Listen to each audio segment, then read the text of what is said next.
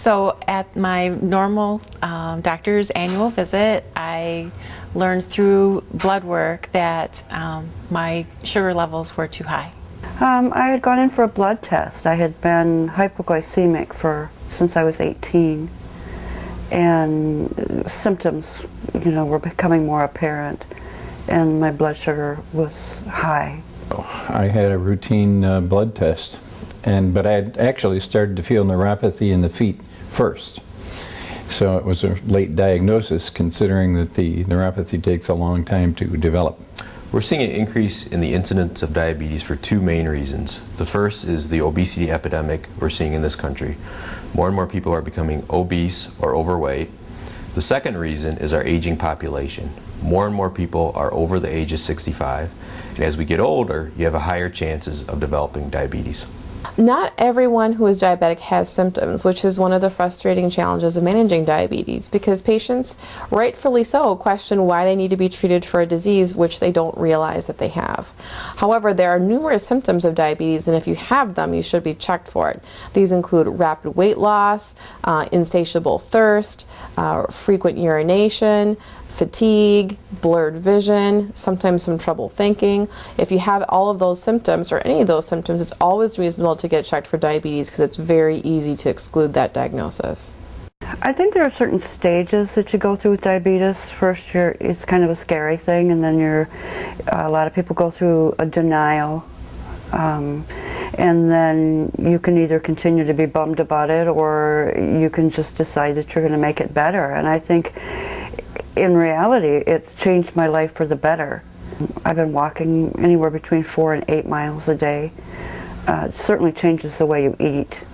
We've added exercise to our daily program so that every day we have exercise as well as eat right. We log in every time when we eat something. It's real easy to eat too much if you don't write it down. So that's become a real helpful tool. People can definitely live well with diabetes. It's really just a matter of maintaining a healthy balance, which includes healthy nutrition habits, getting the appropriate amount of physical activity, and taking your medications as prescribed by your physician. The first treatment for diabetes at any stage is diet, exercise, and keeping your weight at a normal level. Most people, when they first develop diabetes, will need medications consisting of pills or oral medications.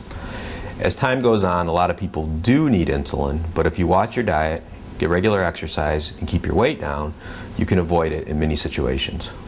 Well, I test 4 times a day, and taking shots, that's what they call that, intensive care. Most people think back and remember their grandma using a big syringe, a vial, and a big needle to take insulin. Today's insulin are much more effective and safer to use. Today's insulin comes in pens, which are easy dial-up systems where you just dial up how many units of insulin you need. The good news is the needles are extremely small and almost pain-free. Most of my patients tell me they can't even feel it when they give themselves a shot of insulin. Most common misconceptions we hear are that I don't have diabetes in my family, so I'm not going to develop it, or I don't eat much sugar, so I'm not going to get diabetes, or I just have a touch of diabetes, it's not going to hurt me.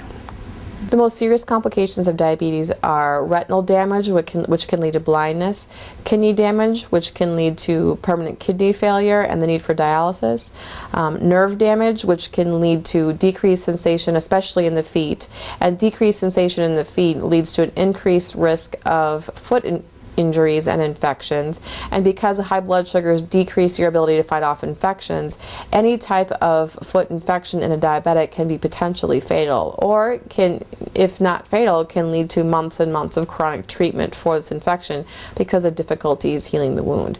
Also, uncontrolled blood sugars increase the risk of adverse cardiovascular events such as heart attacks and strokes.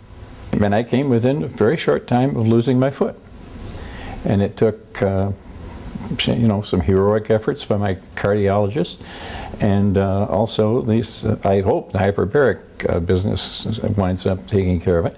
But it's the feet can really sneak through on you, and of course your heart.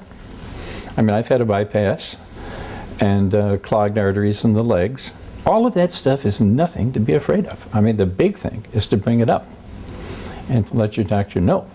I think one of the most important things that people need to know about diabetes is that it can affect you in so many different ways. That if you do get it under control before you have that need for medication or that need to do drastic changes, you can make small changes that end up making a huge change in the rest of your life. Probably the biggest thing I would say is exercise, eat right, don't eat junk food. You know, watch your sugar intake, don't smoke. Pay attention. If something doesn't feel right, have it checked out. Don't put it off, you know, for as long as I did. I think generally it's important for everyone to be aware of their risk, and then once they know their risk, they can go ahead and see their doctor for the appropriate screening test to see whether they do or do not have prediabetes or diabetes. Yes, we do have a tool online that people can use to be screened for diabetes. It's an online risk test, and it can be found at nmdiabetes.org.